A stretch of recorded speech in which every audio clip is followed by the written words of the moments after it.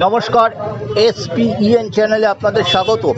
এই মুহূর্তে গোয়া থেকে আমরা যেটা খবর পেলাম যে ইস্ট বেঙ্গলের প্রথম একাদশে রয়েছে 5 জন বিদেশি। মোহনবাগান 3 জন বিদেশিকে নিয়ে খেলছে।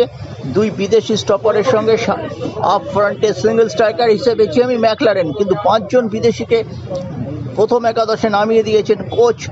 প্রত্যাশিত মতোই সিবলে আছেন, কেভিন সিবলে স্টপারে, আনোয়ারের সঙ্গী আছেন। মাঝ মাঠে 3 জন বিদেশি, সল ক্রেসপো অধিনায়ক, তার সঙ্গে প্যালেস্টাইনের রশিদ এবং ব্রাজিলের মিগুয়েল, এবং আপ ফ্রন্টে তিনি হামিদকে রেখেছেন মহেশের সঙ্গে।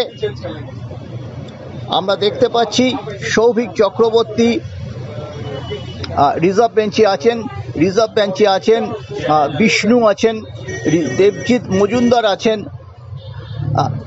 এবং ডেভিড আছেন। প্রত্যেকেই আছেন একদম রিজার্ভ বেঞ্চে। মোটামুটি 5 জন বিদেশি এবং 6 জন সদস্যকে নিয়ে দল করছেন। গোলে আছেন গিল, 2 সাইড ব্যাকে জয়গুপ্ত এবং রাকিব। আনোয়ারের সঙ্গে সিবলের কথা আমরা আগেই বলেছি। 3 জন বিদেশি, সল ক্রেসপো, রশিদ, এরা মাঝ মাঠে আছেন, সঙ্গে মিগুয়েল।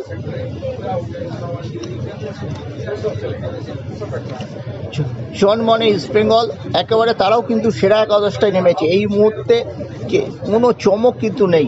মোহনবাগান কামিন্সকে নামায়নি, সেটা চমক না হয়ে মাঠটাকে নিউট্রালাইজ করার জন্য সাহালকে নিয়ে 5 মিডফিল্ডারে 4-5-1-এ খেলছে।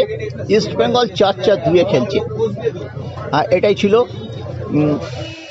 বড় ম্যাচের আগে আরও একটা আপডেট।